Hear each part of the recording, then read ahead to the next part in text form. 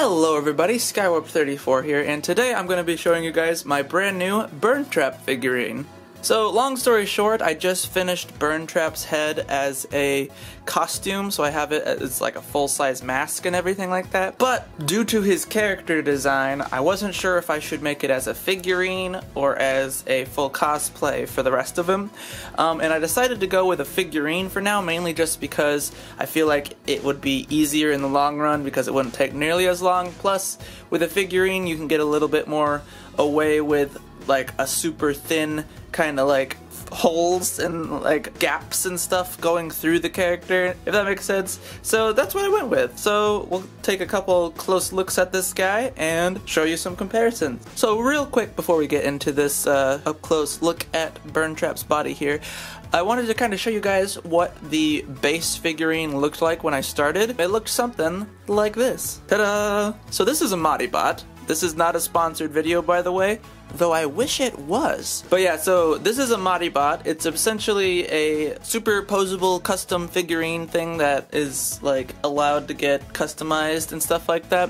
And I figured out that it works really well as a base for certain characters. I've actually used this body for another character in the past, but I didn't realize it was a specific company that was making this style of bodies for him, and that character is my Ballora figurine. So if you guys remember way back when I upgraded Ballora, I basically took her parts from her official action figure and transferred them to another figurine and then modified it. The other figurine looked like this. So it was a Modibot is what they're called. Like I said, not sponsored, but if they ever want to reach out to me. I ended up buying 3 of them with my own money.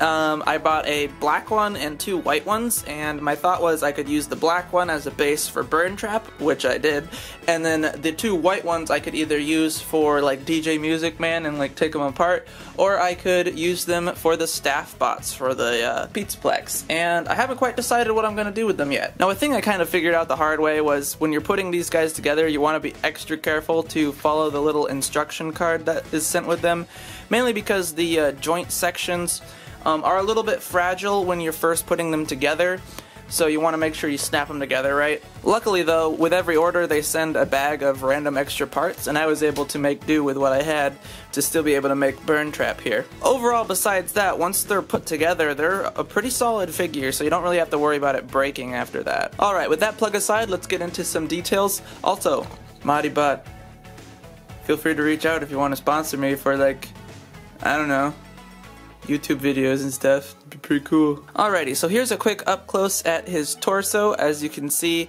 through him, which I feel like looks a little bit better overall than if I was to make it a costume.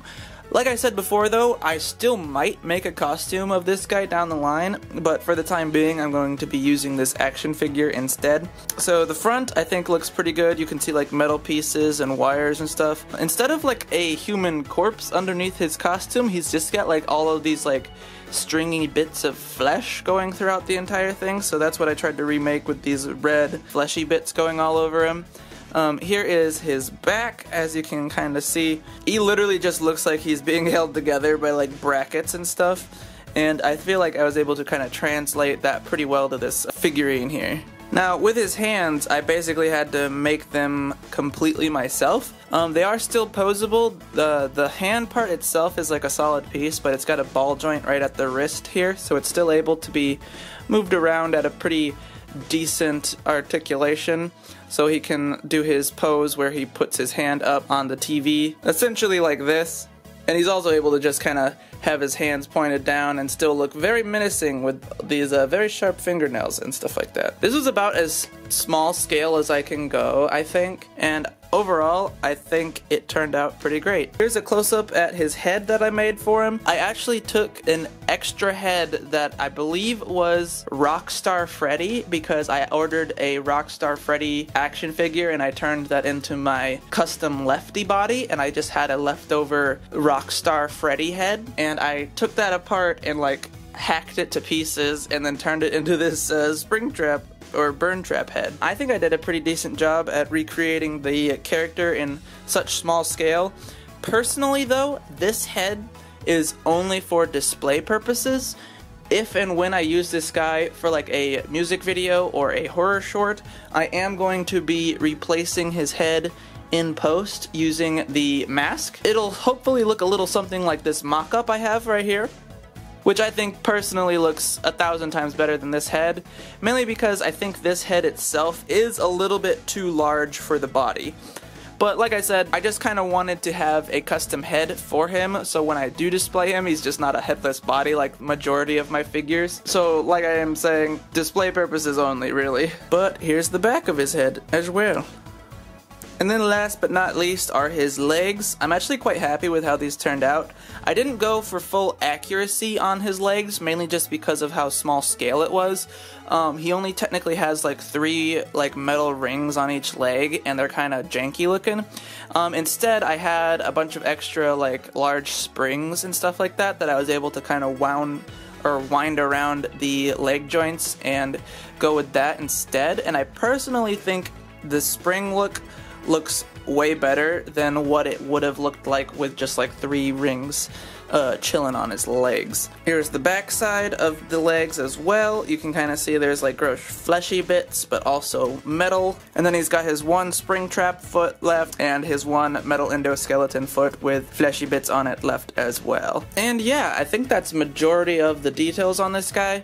I did extend his middle torso bit here by basically cutting it right here and extending it using some popsicle sticks, because I wanted him to be a little bit more on the lanky side, I guess, more than just being kind of like this scale, because I felt like if I extended his body, this gap would be more obvious, and I think it turned out a lot better once I extended his torso.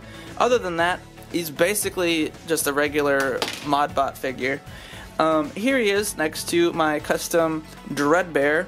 He's a little bit taller than him, as you can see. But for when I use this guy in actual videos, obviously I can shrink or enlarge certain characters so they're like the same size. So like I could make Dreadbear like the same size as him. It's not that big of a deal with scale and stuff. And then the last thing I wanted to show you guys real quick is, I don't really feel like this deserved a video or not, but I did make a Freddy charging station. This is going to be, oh no, BurnTrap, he had a red lobster biscuit, he died, oh no. Don't worry guys, he always comes back. But yeah, I made a recharging station in kind of like a miniature scale. Pretty much it's just cardboard, and then it's got this little door here that can slide open and closed. It's a little janky, but like, I think it'll work for my purposes here. It's basically just a tube with another tube, so I can like make it look like it goes zoop, and then scaling stuff up and down in post, I can make it look like BurnTraps in here. So I do plan on remaking the, I guess, entry cutscene of BurnTrap showing up, because I think that would be pretty cool. So stay tuned for that, and if you guys like this kind of content, feel free to like, comment, and subscribe.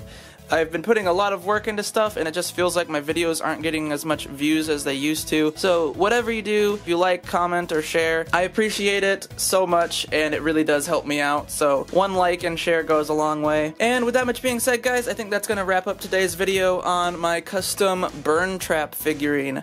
I hope you did enjoy this, and stay tuned for more Five Nights at Freddy's horror projects and other related things as well, like When Fate Comes Knocking. I hope you have a wonderful day. I'll see you on the next one. Bye-bye now. Boop.